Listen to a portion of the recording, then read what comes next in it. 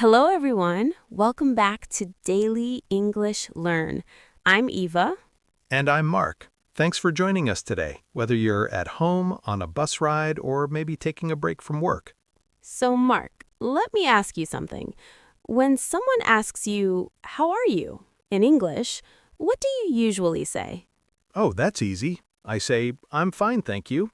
Exactly. And that's the problem we're going to solve today. Because if you're learning English and you keep saying the same boring answer every single time, you're missing a huge opportunity to sound natural, to sound confident, and honestly, to sound like a real English speaker. You know, Eva, I think this is one of the biggest mistakes learners make. They memorize one phrase, use it forever, and then wonder why their English feels stuck. Absolutely. And here's the truth. Native speakers almost never say, "I'm fine" in real conversations. They say so many other things, things that show their personality, their mood, their sense of humor. And today, we're going to teach you exactly what to say instead. By the end of this lesson, you'll be able to answer questions about your day in 5 different ways. You'll sound more fluent, more interesting, and way more confident in everyday English conversations. So let's dive right in. Mark, why do you think learners get stuck saying, "I'm fine" all the time? I think it's because that's the first phrase they learn in school. Teachers say, repeat after me, how are you? I'm fine, thank you. And how are you? It becomes like a script in their brain. Yes, a script. That's the perfect word. And scripts are useful when you're starting out, but if you want to speak real English, you need to break free from that script. You need variety, you need expression. And the good news is, it's not hard. You don't need to learn advanced grammar or complicated vocabulary. You just need a few simple phrases that native speakers actually use. Let's start with the easiest one. Instead of saying, "I'm fine," try saying, "I'm doing well." Listen to how that sounds. I'm doing well. It's still polite, still friendly, but it sounds a little more natural. I love that one, and you can use it in any situation. At work, with friends, with strangers. Someone asks, how are you? And you say, I'm doing well, thanks for asking. Now, here's another one. If you're having a really good day, don't just say "fine." Say, "I'm great." Or even better, say, "I'm doing great today." That shows energy, positivity, and it invites the other person to ask more. Right, because when you say, I'm great, people often respond with, oh, that's wonderful, what's going on? And then you get to practice even more English by explaining why your day is going well. Exactly. But Mark, what if you're not having a great day? What if things are tough? Do we still have to pretend everything's perfect? No, not at all. And this is where English gets interesting. You can be honest without being too negative. For example, if you're tired or stressed, you can say, I've been better. I've been better. That's such a smart phrase. It's honest, but it's not dramatic. It's a way of saying, yeah, things aren't amazing right now, but I'm okay. And if someone asks, what's wrong, you can explain a little. You could say, oh, I've been better. I had a long day at work. Or, I've been better. I didn't sleep well last night. See how natural that sounds? You're not complaining too much, but you're also not pretending. You're just being real, and that's what native speakers do. Now, let's talk about another phrase I hear all the time. I'm hanging in there. Eva, can you explain what this means? Sure. When you say, "I'm hanging in there," it means life is a bit difficult right now, but you're managing, you're surviving, you're holding on. It's perfect for when you're going through a challenging time. Maybe you have exams coming up, or you're working on a big project, or you're dealing with something stressful at home. Someone asks, how are you? And you say, honestly, I'm just hanging in there. And people really appreciate that honesty. It makes the conversation feel more genuine. Plus, it gives the other person a chance to offer support or encouragement. I use that phrase a lot, especially on Monday mornings when I'm tired from the weekend. Oh, Mark, you and your Mondays, but that's actually a great point. Your answer can change depending on the day, the situation, or your mood, and that's what makes you sound fluent. Exactly. Now here's one more phrase I want to share. If you're feeling okay but nothing special is happening, you can say, I'm all right, or I'm okay. Yes, I'm all right. Short, simple, neutral. It's not negative, it's not super positive, it's just somewhere in the middle, and that's perfectly fine. You can also say, I can't complain. That's a very common expression. It means things are going well enough that you don't have anything to complain about. I can't complain. I love that one. It's casual, it's relaxed, and it sounds very native.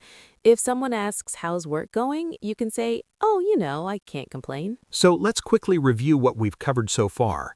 We've learned 5 different ways to answer instead of just saying, I'm fine. Eva, can you list them for our listeners? Of course. Number 1, I'm doing well. Number 2, I'm great, or I'm doing great today. Number 3, I've been better. Number 4, I'm hanging in there. And number 5, I'm all right, or I can't complain. Perfect. Now I want to give you some examples of how to use these in real conversations. Let's imagine you meet your colleague at work. They say, hey, how are you doing today? You can respond, I'm doing well, thanks. How about you? Or imagine you're chatting with a friend on the phone. They ask, how have you been? You can say, honestly, I've been better. Work has been really busy this week. See how much more interesting that sounds compared to just saying fine every single time? Now, Mark, I think there's one more layer to this lesson.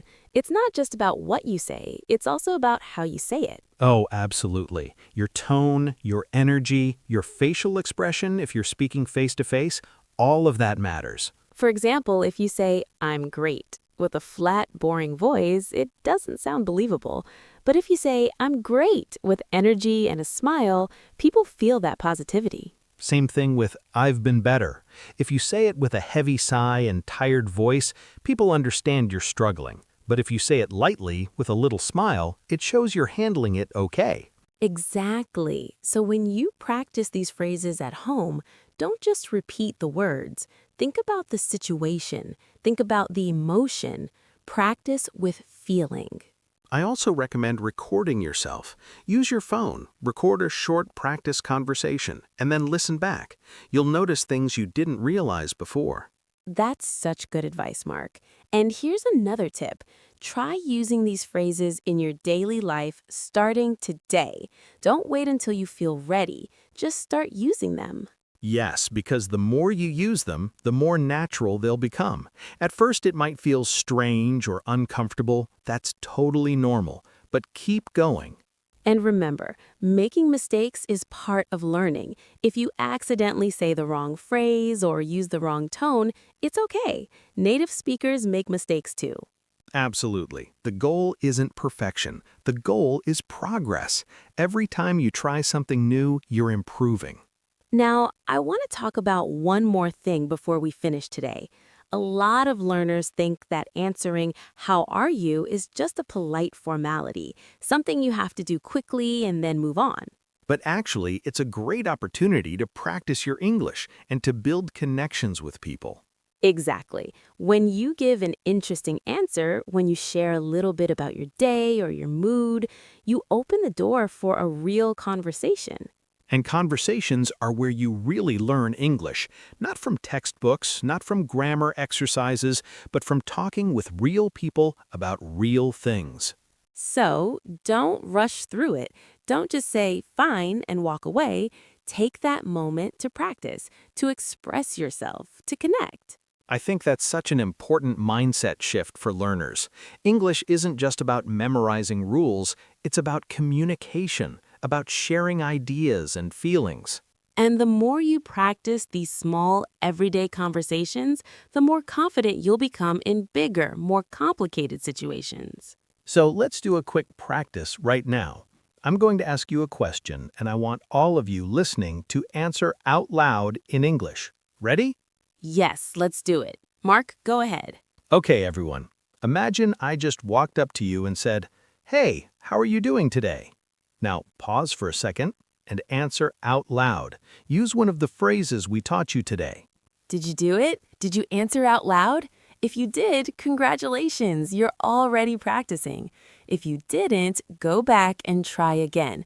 Seriously, speaking out loud is so important. And here's the thing, you don't need a conversation partner to practice. You can talk to yourself. You can imagine situations. You can create dialogues in your head. I do that all the time. When I'm learning a new language, I imagine I'm at a cafe or at a store or meeting someone new, and I practice what I would say. It sounds silly, but it works. Your brain doesn't know the difference between a real conversation and an imagined one. Either way, you're building those language muscles. Exactly. So before we wrap up today's lesson, let's do one final review. We talked about why it's important to stop saying, I'm fine all the time. We gave you 5 alternative phrases you can use instead. I'm doing well, I'm great, I've been better, I'm hanging in there, and I can't complain. We talked about how tone and emotion matter just as much as the words you choose. And we reminded you that these small, everyday conversations are opportunities to practice and improve your English. So your homework for today, yes, we're giving you homework, is to use at least one of these phrases in a real conversation this week. It could be with a colleague, a friend, a neighbor, even a stranger. Just try it once and see how it feels. And if you want to take it a step further, leave a comment and tell us which phrase you used and how the conversation went. We'd love to hear from you. Thank you so much for listening to today's episode of Daily English Learn. We hope this lesson helps you speak more naturally and more confidently. Remember, learning English is a journey.